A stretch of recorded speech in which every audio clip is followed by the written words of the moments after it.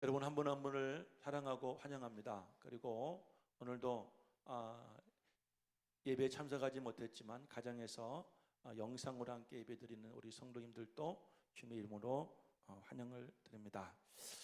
지난주에 한 가정이 교회에 등록해 주셨는데 우리 자녀 가운데 고3 학생이 있어서 부득이하게 일부 예배를 드리시고 가셨습니다. 우리 노은희 집사님이라고 하는 가정인데 자녀 셋과 5가정이 지난 주일날 등록해 주셨는데 우리 노은희 집사님 가정도 주의 이름으로 환영하고 축복합니다.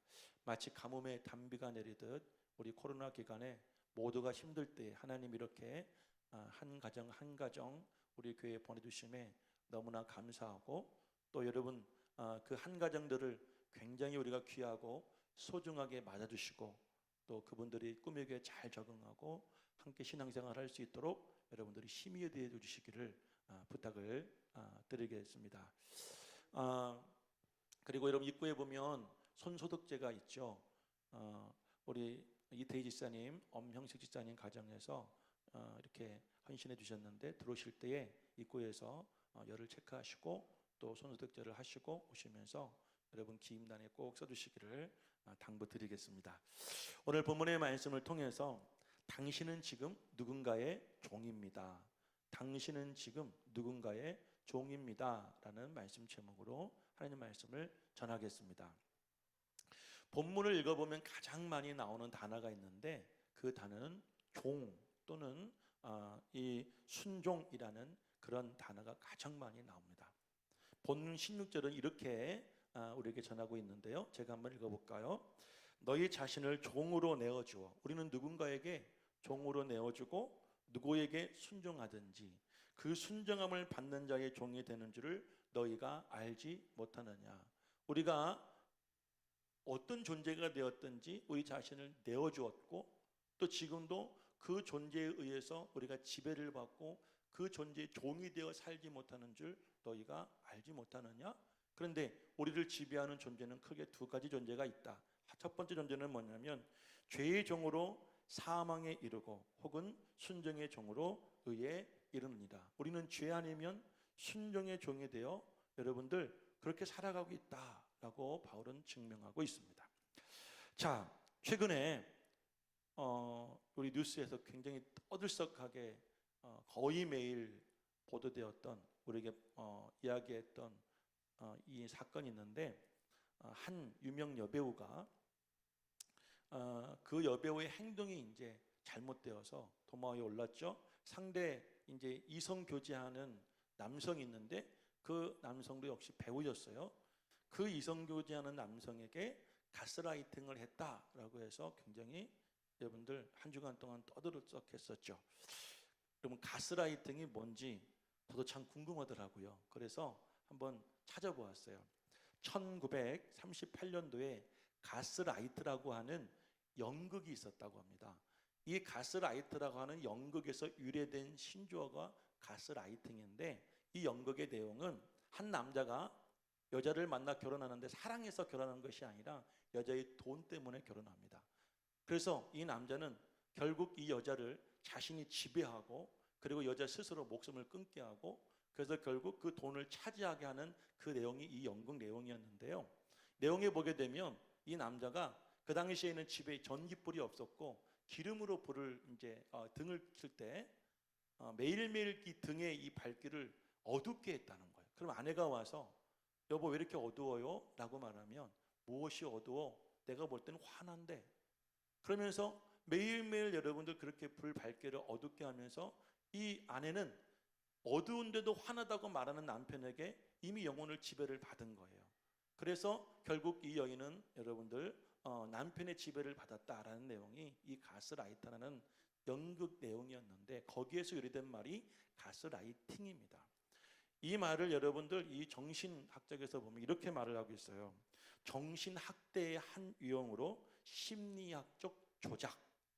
그래서 타인의 마음에 스스로에 대한 의심을 불러일으켜 현실감과 판단력을 잃게 만드므로 그 사람을 정신적으로 황폐화시키고 그 사람에게 지배력을 행사하여 결국 그 사람을 파국으로 몰아가는 것을 의미하는 심리학 용어가 바로 가스라이팅이에요.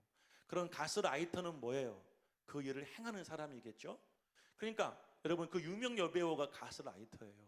그래서 자신을 사랑하는 여러분 남성 배우에게 여러분 이 가스라이팅을 하는 거야.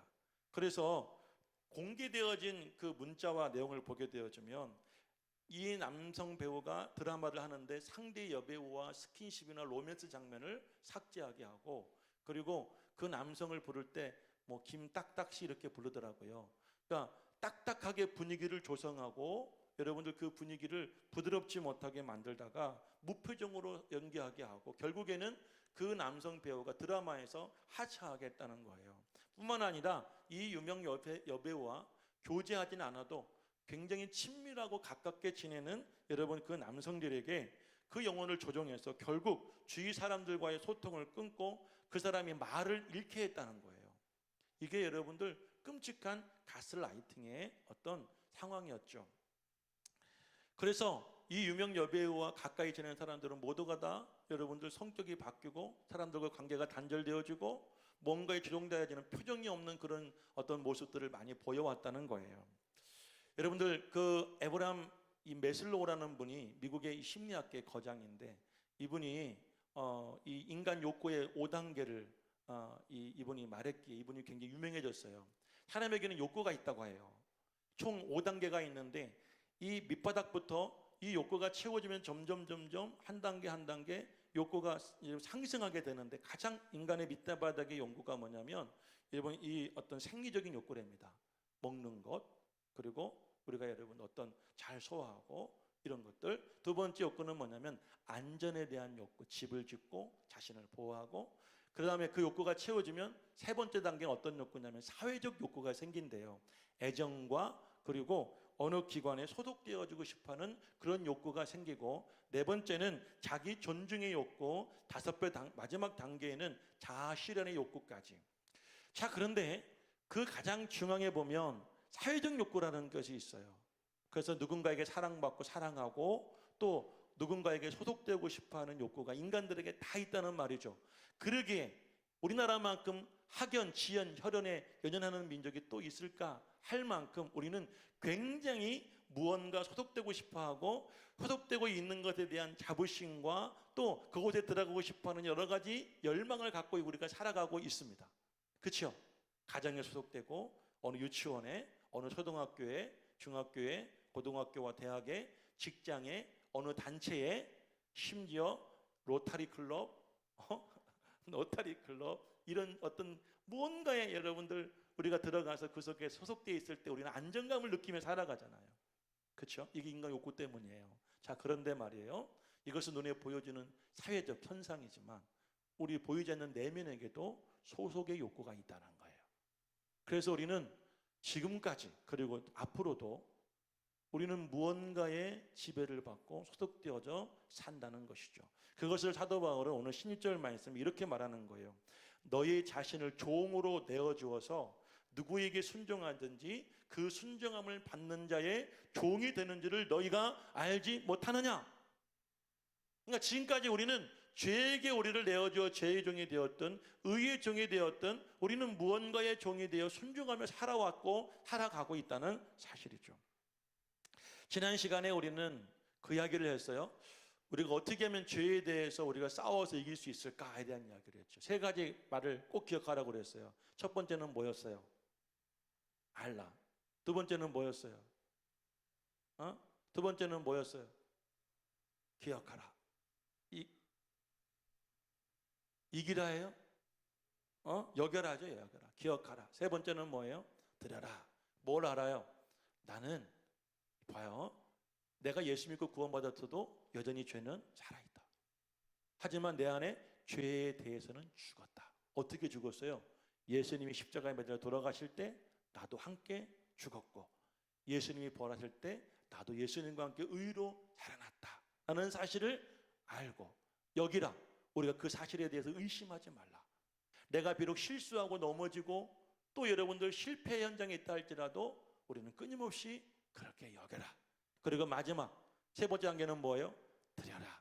하나님이 나를 마음대로 하실 수 있도록 나를 내어 드려라.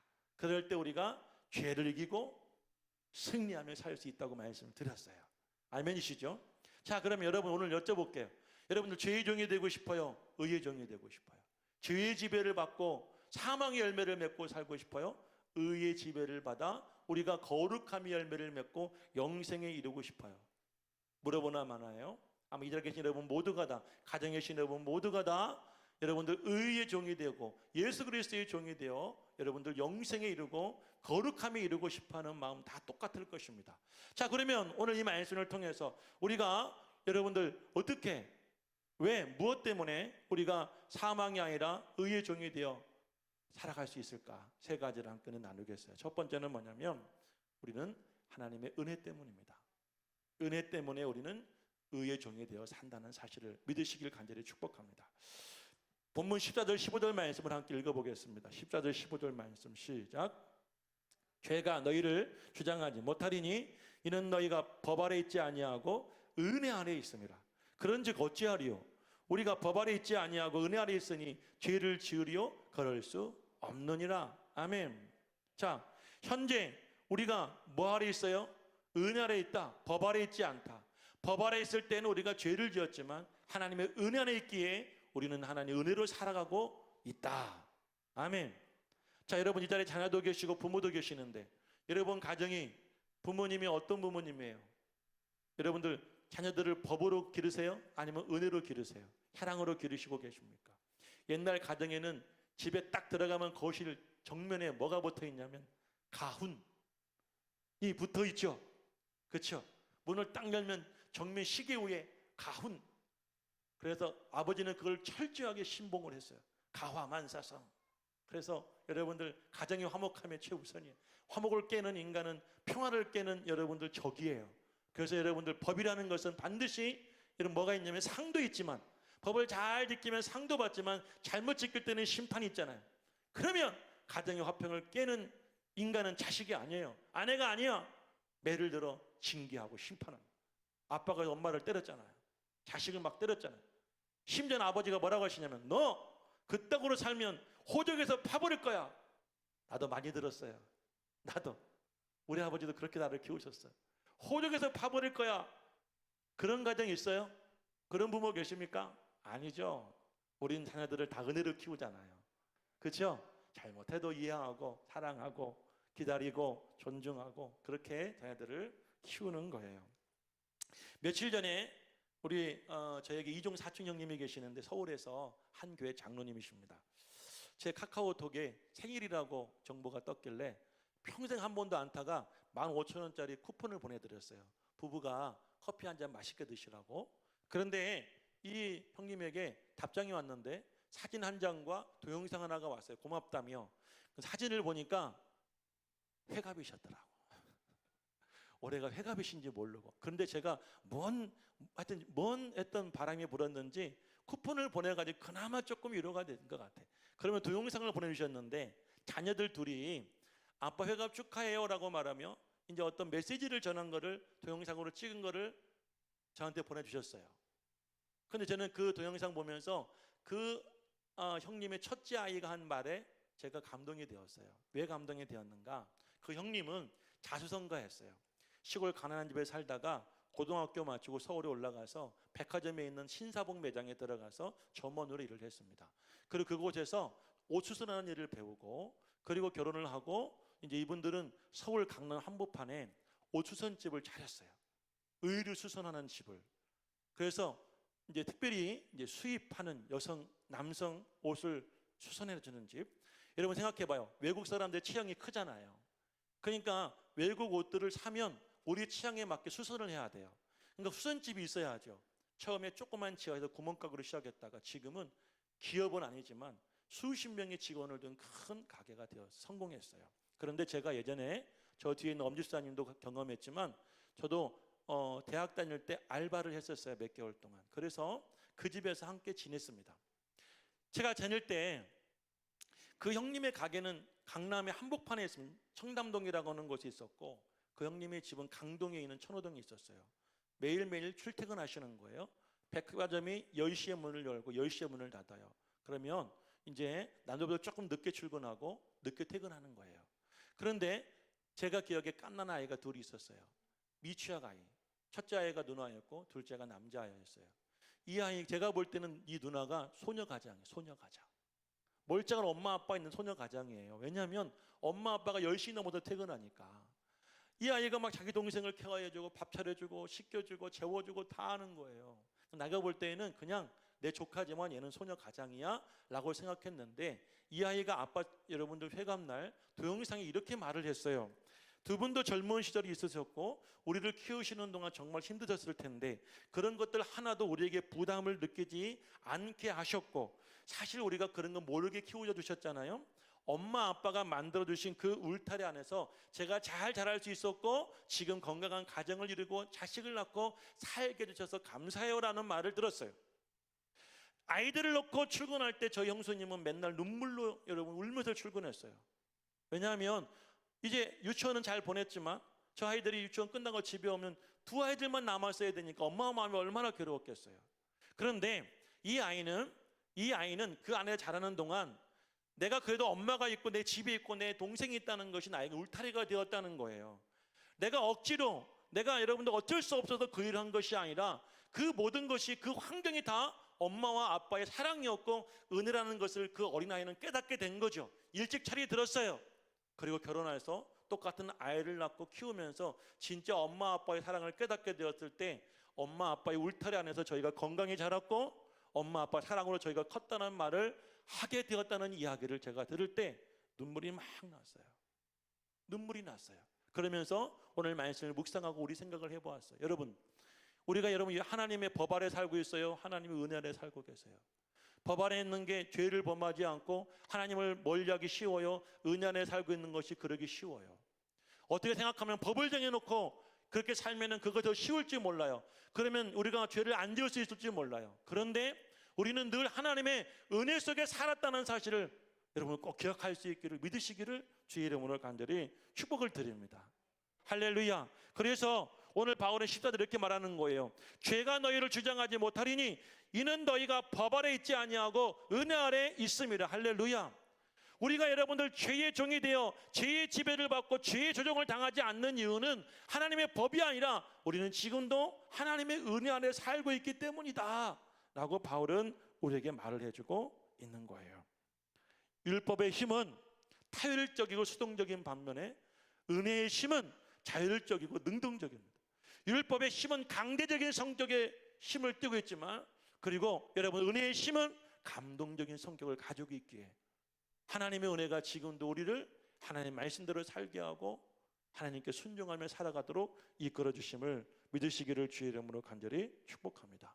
그런데 우리가 그 은혜가 너무 크다고 우리가 여러분 죄를 범할 수 있어요? 우리가 의도적으로 하나님을 떠날 수 있어요? 우리가 법 아래 살 수 있어요? 그렇지 않다라는 이야기를 오늘 바울이 우리에게 전해주고 있는 거예요.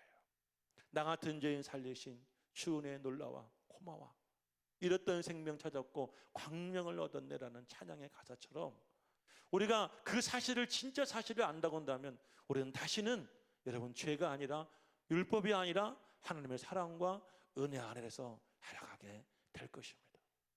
저는 가끔씩 연예인들을 보면 실망스러울 때가 있어요.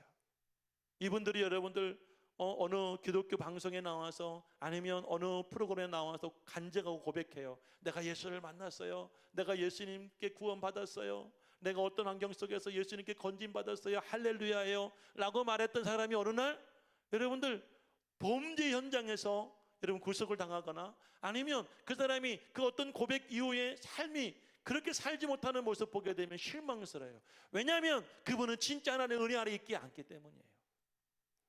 어쩌면 이분은 그리스도를, 신앙을 자신의 어떤 성공과 재기의 도구로 삼기 때문이에요. 그러나 사랑하는 여러분, 우리는 하나님의 율법이 아니라 여러분들 우리는 죄악이 아니라 늘 하나님의 은혜 아래 거하기에 우리는 하나님의 종이 되어 하나님께 순종하며 살고 있음을 감사하며 살아갑시다. 할렐루야. 자, 두 번째는 자유 때문입니다. 자유 때문. 첫 번째는 은혜 때문에 우리는 의의 종이 되어 순종하지만 두 번째는 하나님의 자유 때문이에요. 그럼 이 자유라는 것이 무엇일까요? 이것은 우리가 그리스도 안에서 누리는 참된 자유임을 누리시기를 간절히 소망합니다. 자, 오늘 20절, 여러분들 16절과 18절 말씀에 우리가 그리스도의 종이 될 때 누리는 자유는 순종과 그리고 의의 종을 누려서는 자유라고 말해요. 그런데 그에 반대되는 말씀은요, 우리는 죄의 종이다, 그렇지 못하는 인생은 죄의 종이다라고 20절에 그렇게 말을 합니다. 한번 20절 말씀을 같이 읽어볼까요? 다 같이 읽어봅니다. 시작. 너희가 죄의 종이 되었을 때에는 의에 대하여 자유로웠느니라. 아멘. 의에 대해 자유롭다는 말은 상관이 없었다는 이야기예요. 하지만 우리가 의에 대해서 의의 종이 되었을 때는 또한 죄에 대해서도 자유로워질 수가 있다는 이야기죠. 여러분, 우리가 언제 죄에 동된 삶에서 자유로워질 수 있을까요? 어떻게 하면 자유롭게 살 수 있을까? 여러분, 죄를 짓지 않으려고 노력하면 될까요? 물론 그것도 필요하고 중요하죠.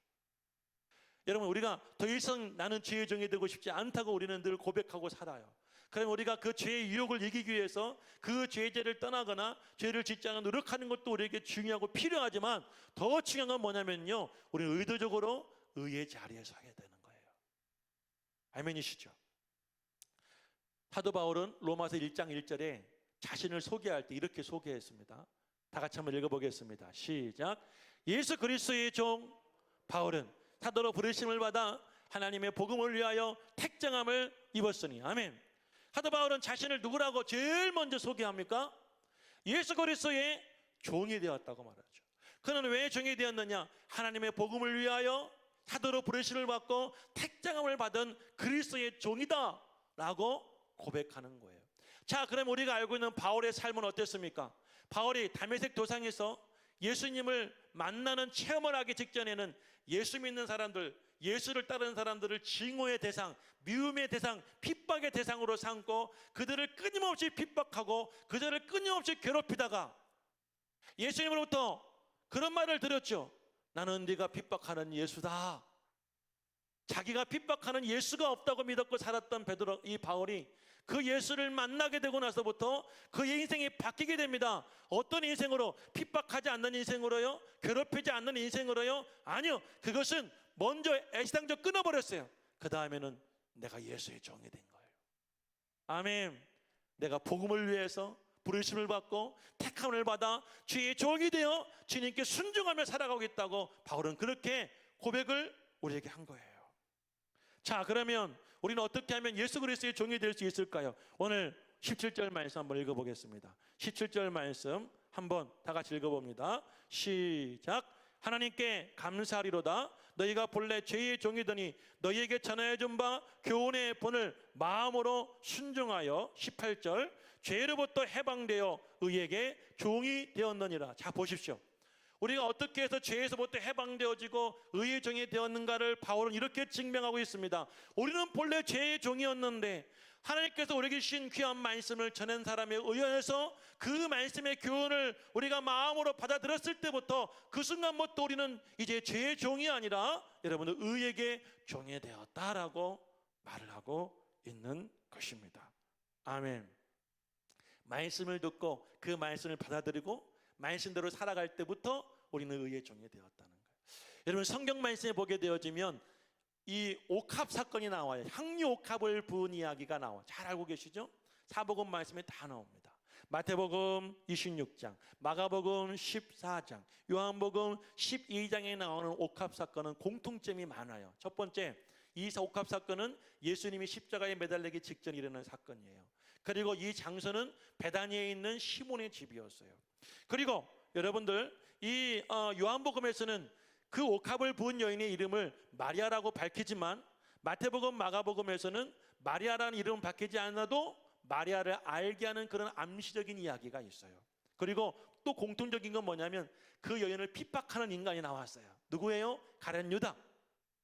자, 그런데 말이에요, 마태복음, 마가복음, 요한복음과 또 다른 말씀이 누가복음에도 옥합 사건이 나와요. 그런데 이 세 성경과는 뭔가 좀 달라요. 제가 이렇게 보니까 여러분 뭐가 다르냐면 이 사건은요, 예수님이 돌아가시 직전의 사건이 아니라 사역을 막 시작했을 때의 이야기였어요. 그리고 이 장소는 베다니 시몬의 집이 아니라 한 바리새인의 집이었고요. 예수님이 바리새인의 집에서 식사하시려고 앉아 있는데 여인이 찾아왔어요. 그런데 성경에서는 그 여인을 뭐라고 소개하냐면 이렇게 소개하고 있었습니다. 누가복음 7장 37절 말씀인데요, 그 동네에 죄를 지은 한 여자가 있어라고 말합니다. 여인은 본래 죄인이었다는 거예요. 그 여인의 행동을 제가 주목해 봤어요. 어떻게 행동했냐면 향료값을 가지고 와 예수의 뒤에 서서 그 발 곁에 서서 여러분 울며 눈물로 그 발을 적시고, 그리고 앉아 자기 머릿결로 그 발을 닦아주었어요. 그리고 옥합으로, 그 향료 옥합으로 그 예수님의 발을 씻겨드렸어요. 여러분, 여인들에게 머리가 얼마나 소중합니까? 아마 돈을 가장 많이 투자하는 것도 머리 아니에요? 가장 예민한 것도 머리예요. 누가 머리 만지면 기분 나빠요. 그렇죠? 우리나라는 그래도 머리 쓰다듬는 것이 예로부터 그래도 전통적으로 사랑하고 귀여움하지만 외국에서 잘못하면 큰일 난답니다. 그런데 여인은 자신의 소중한 머리카락을 예수님의 더러운 발을 씻겨줘요. 무언가 사연이 있지 않겠습니까?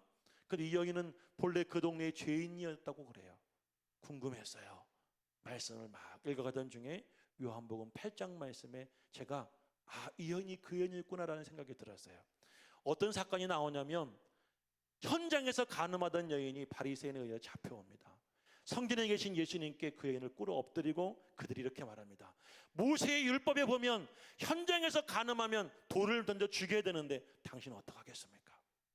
예수님께서 말씀하시기를 너희 중에 죄 없는 자가 먼저 돌로 치라고 말씀합니다. 마음의 가책을 느낀 사람들은 하나둘 자리를 다 떠나버렸어요. 예수님이 올려보니까 그 여인과 예수님 두 명만 남게 된 거예요.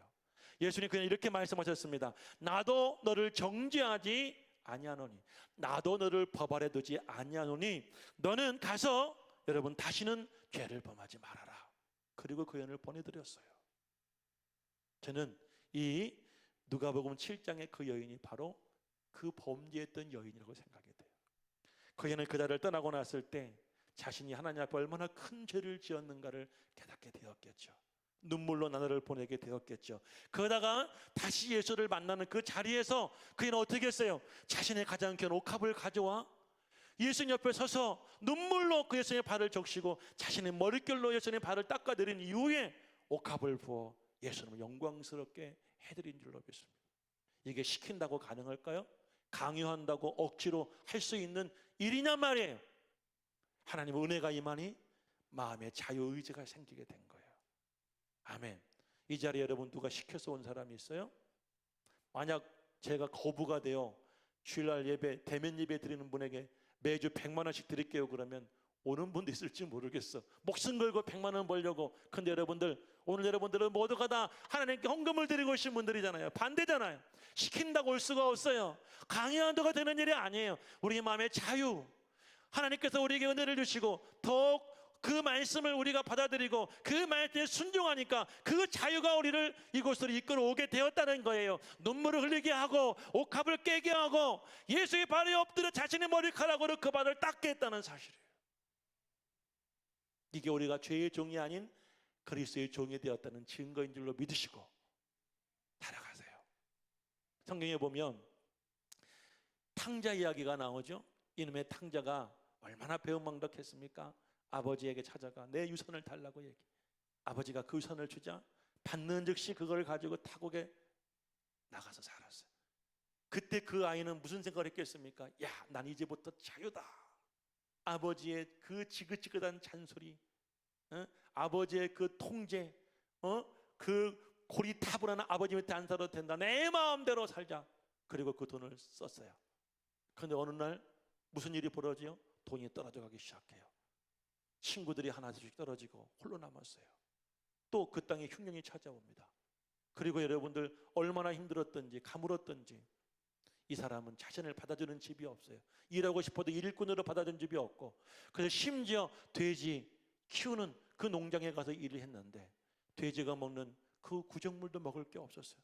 여러분 옛날에 구정물 아시죠? 저희 세대는 다 아실 거예요. 시골에서 돼지 사료를 줄 게 없으니까 물을 담아놓고 아침부터 음식 잔반을 거기에다가 다 버려요. 그리고 저녁이 되면 그걸 휘휘 저어서 돼지 넣어주는 거예요. 그럼 돼지가 그걸 먹고 컸어요. 그럼 여러분들 평소에는 말갛게 있던 물이 저으면 그 속에 있는 음식 찌꺼기가 막 올라오잖아요. 이 친구도 그 돼지 구정물에 손을 넣어서 뭔가 먹을 게 있나 손을 쥐었는데 얼마나 극심한 가난과 가뭄이 심했던지 먹을 게 없는 거예요. 그때 비로소 뭘 깨달았어요. 아, 나는 아버지 안에 있을 때 자유로웠구나. 나는 아버지의 아들도 있을 때가 제일 좋았구나. 그리고 일어나서 집으로 가요. 이런 생각을 하며 갑니다. 아버지가 나를 받아주지 않으면 어떡할까? 그럼 나 이렇게 말해야지. 아버지, 나를 자식이 아니어도 괜찮아요. 당신의 품꾼 종이 하나로 받아주시면 나는 감사하겠어요 라는 마음으로 갔어요. 근데 아버지는 어떻게 합니까? 아들을 저 먼 곳에 있는 것도 알아보고 뛰어와 그 돌아온 아들을 얼싸안고 입을 맞추고 손을 잡고 집에 가. 야, 뜨거운 물을 받아와 이 아이를 씻겨주어라. 야, 새 옷을 꺼내와 아이에게 입혀주어라. 야, 신발도 신겨주어야지. 야, 가락지는 어디 있니? 이게 아버지였던 것이죠. 이게 여러분이 믿는 하나님의 아버지입니다. 우리는 여러분들 법이 아니에요. 우린 죄에 아니한 우리 하나님의 은혜와 하나님의 말씀 안에 거하게 되어지면 우리는 이렇게 아버지께 오게 되어지는 거예요. 믿으시면 아멘할 수 있기를 주 이름으로 축복합니다. 저는 요즘 이런 이야기를 참 많이 들어요. 교회마다 성도들이 그런 얘기한대요. 목사님 더 이상 못 견디겠어요. 더 이상 힘들어서 안 되겠어요. 목사님 여쭤봤대요. 그랬더니 인터넷 예배 더 이상 못 하겠대. 한두 번이죠. 목사님 1년이 지나고 났는데요, 은혜가 안 돼요. 은혜가 안 돼서 못 드리겠어요. 목사님 어떻게 하면 예배 나올 수 있을까요? 고민하고 있는 거예요. 그게 시킨다고 되냔 말이에요. 자유, 참 자유. 여러분 요한복음 8장 31절 32절에 예수님이 이렇게 말씀하셨어요. 한번 읽어볼까요? 시작. 그러므로 예수께서 자기를 믿는 유대인들에게 이르시되 너희가 내 말에 거하면 참으로 내 제자가 되고 진리를 알지니 진리가 너희를 자유롭게 하리라. 아멘. 너희가 뭐하네? 내 말에 거하면. 내 말은 곧 뭐예요? 진리는 뭐예요? 예수 그리스도예요. 우리가 예수 그리스도를 알고 예수 그리스도의 말씀 안에 거하게 되면 우리는 뭘 누리게 된다는 거죠? 우리는 자유를 누리게 된다는 거예요. 교회 나오는 게 즐거운 거고 헌신하고 봉사하고 주를 위해 사는 것이 억지가 아니라 괴로운 것이 아니라 그 자유 안에서 즐길 수 있는 거예요. 오늘 이 자리에 예배 억지 나오신 분이 계십니까? 여러분 내가 체면 때문에 나오신 분이 계십니까? 그렇지 않죠. 모두가 다 여러분들 기다렸을 거예요. 사모하셨을 거예요. 그리고 이 자리에 앉아 계시는 거예요. 무엇 때문에? 진리가 예수 그리스도가 우리가 그 말씀이 우리를 자유롭게 한 거예요. 할렐루야. 여러분 코로나 시대에 얼마나 많은 핍박을 받습니까? 눈총을 받습니까? 교회 다닌다고 예수 믿는다고 어디서 말 한마디도 못하게 하고 행여나 내가 예수 믿는 걸 탄로날까 봐 직장 가서 어떤 분들은 종교란에 기독교라고 쓰지도 못하는 분도 계시대. 이런 핍박 속에 살고 있어요. 그런데도 우리가 예수를 믿고 있어요. 그런데도 우리가 신앙생활을 이어오고 있어요. 진리가 우리를 자유롭게 했기 때문이에요. 직장 물론 내가 생계의 문제이기 때문에 말은 못하지만 내가 말은 못한다 하여 신앙생활을 않는 건 아니잖아요. 사랑하는 여러분, 진리 안에 자유롭게 살아갈 수 있기를 간절히 축원을 드립니다. 마지막 세 번째는 열매 때문이랍니다. 열매 때문. 자, 본문의 말씀. 자, 19절 말씀부터 한번 읽어봅시다. 19절 말씀부터 다 같이 시작. 너희 육신이 연약함으로 내가 사람의 예대로 말하노니 전에 너희가 너희 지체를 부정함과 불법에 내어주어 불법에 이른 것 같이 이제는 너희 지체를 의에게 종으로 내주어 거룩함에 이르라. 아멘. 여러분들 부정과 불법에 내주면 우리는 불법에 이른다는 거죠. 하지만 우리 지체를 의의 종으로 내주어 우리는 거룩함에 이른다. 자, 여러분들 21절 말씀부터 또 끝까지 읽어볼까요? 21절부터 시작. 너희가 그때에 무슨 열매를 얻었느냐? 이제는 너희가 그 일을 부끄러워하나니 이는 그 마지막이 사망이라. 그러나 이제는 너희가 죄로부터 해방되고 하나님께 종이 되어 거룩함에 이르는 열매를 맺었으니 그 마지막은 영생이니라. 죄의 삭은 사망이요 하나님의 은사는 그리스도 예수 우리 주 안에 있는 영생이니라. 아멘. 자, 우리가 왜 죄의 종이 아니라 의의 종으로 살아갈 수 있느냐? 그 증거가 무엇이냐? 열매 때문이라는 거예요. 우리가 이전에 죄의 종이었을 때는 사망이 우리의 열매였다는 것이죠. 사망의 부정과 불법과, 여러분들 그 사망이라 하면 우리가 뭐가 떠오르게 돼요? 단절과, 그리고 어두움과 슬픔과, 그죠? 사람이 죽으면 부패함과, 여러분들 그 썩은 냄새와, 우리가 그 속에서 살았다는 거예요. 우리가 그 안에서 말이에요. 사망이라는 것이 여러분들 어떤 시간적인 의미가 아니라 질적인 의미로 한번 생각해 보십시다. 죽음은 끝나는 것이 아니라 그 죽음에 이르는 과정, 그 죽음이 말하는 것이 무엇인가요? 우리는 죄 아래 가할 때는 그 죽음의 열매를 늘 맺고 살았다는, 그 죽음의 열매를 먹고 살아왔어요. 그런데 여러분, 우리가 의 안에 가할 때, 그리스도의 의 안에 가할 때는 우리를, 여러분의 거룩함의 열매를 맺겠다는 거예요. 자, 여러분, 거룩함이 무엇일까? 거룩함은 하나님이에요. 하나님의 성품이 거룩함이에요. 영어로 말하면 holiness, 그리고 우리말로 말하면 성결이에요. 이 거룩함이. 그런데 오늘 바울은 뭐라고 말하냐면 이 거룩함에 이른 것 같이라고 말하죠. 우리가 그리스도 안에 거하고 의 안에 거하게 되어지면 이 거룩함에 이르게 된다. 이 말을 어떻게 해석할 수 있냐면 우리는 예수님을 닮아가고 있다. 할렐루야, 아멘. 우리는 부정하고 부패하고 더럽고 냄새나고 썩어가는 세상 속에서 우리는, 여러분, 사망의 열매를 맺던 자른 사람들이 아니라 우리는 거룩한 열매를 맺고 있다. 우리는 그럼에도 불구하고 예수님을 닮아가고 있고, 예수님을 여러분들 따라 살아가고 있고, 예수님이 보는 것을 보고 있고, 예수님의 말씀을 말하고 있고, 아멘. 이것이 우리에게 맺혀진 신앙의 열매라고 바울은 증거하고 있습니다. 결론적인 말씀을 드리겠습니다. 결론적인 말씀. 여러분, 자녀들에게 어떤 유산을 주고 싶어요? 여러분 인생이 열매라고 보았을 때, 내 인생이 죽음이 열매라고 보았을 때, 그 죽음의 열매를 앞두고 자녀들에게 어떤 유산을 남겨주고 싶습니까? 여러분이 생각하는 그 가치 안에 좋은 것들이 참 많이 있겠죠. 그런데 저는요, 여러분들이 이 의의 열매, 하나님을 영광스럽게 하고 하나님의 말씀을 알고 하나님을 따라 살아가는 그런 여러분들, 그 영생의 열매, 거룩함의 열매를 줄 수 있는 그런 성도가 되기를 간절히 소망합니다. 예전에 저희 집은 아침에 눈을 뜨면 막, 그때는 이제 그 카세트 테이프 있을 때 매일 아침마다 똑같은 테이프에서 찬송가가 흘러나왔어요. 지금으로 보면 약간 트로트풍이에요. 꿍짝풍의 찬송가, 꿍짝꿍짝 내게 가, 이런 거, 성령 받아, 이런 거 막 나왔거든요. 저는 그때 그걸 듣고 컸어요. 그리고 우리 어머니 아버지는 떡방학관 사장님이셨는데 저녁 때 되어지면 일 다 마치고 어린 저희들을 두고 밤에 가서 철회하셨어요. 목회하시기 전에 새벽에는 나가서 기도하시고, 그리고 주일날 되어지면 저에게 500원 손에 쥐어주고 교회 가라, 교회 가라. 그때는 500원이 지금처럼 동전이 아니라 파란색 지폐였어요. 아시죠? 저한테는 큰 돈을 쥐어주시고 교회 가서 예배드리고 헌금해라, 헌금해라. 어느 날 제가 교회 안 가고요, 다른 곳 새 가지고 놀다 오잖아요. 제가 언젠가 말씀드렸죠. 저희 교회 안에는 우리 어머니 아버지의 스파이가 많았어요. 바로 전화가 왔어요. 엄지사님, 김지사님, 오늘 원식이 주일학교 예배 안 나왔거든요. 그러면 저는 그날 정말 죽을 만큼 맞는 날이었어요. 여러분, 비록 목회하시는 부모 밑에 자라 가난하게 컸지만 엄마 아버지로부터 저는 신앙을 물려받았어요. 예배를 물려받았어요. 찬양을 물려받고 예수 그리스도를 물려받았어요. 어느 날 제가 아버지께 이런 고백을 했어요. 내가 아빠 닮아서 예수 안 믿었으면 술도 참 좋아했을 것 같고, 제가 당구를 250까지 쳤거든요. 당구 좋아하시는 분들 아시죠?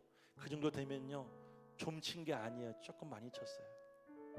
볼링도 좋아하고 친구 좋아하고 노는 거 좋아하고 술 좋아했으면 아마 내가 지금쯤, 내가 예수 안 믿고 목회 안 했으면 살아있을지조차 모르겠어요, 아빠. 그런데 내가 아버지로부터, 엄마로부터 예수 신앙 물려받아 이렇게 목사가 되고 내가 이 땅에서 아버지와 함께 목회할 수 있게 되어 참 감사합니다. 때로는 가난한 부모, 가난한 가정이 원망스럽고 불평스러웠지만 시간이 다 지나가고 저도 성인이 되어 예수를 제가 영접하고 믿음으로 살다 보니 그것이 중요하지 않은 걸 알게 되었어요. 예수님이 참 중요하구나. 말씀이 중요하고 은혜가 중요하구나.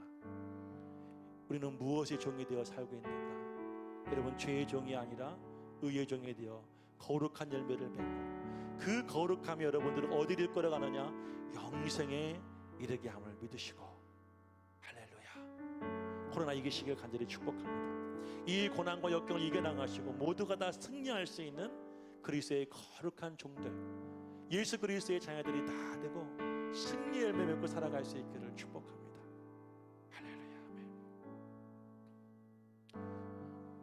함께 찬양하고 기도하겠습니다.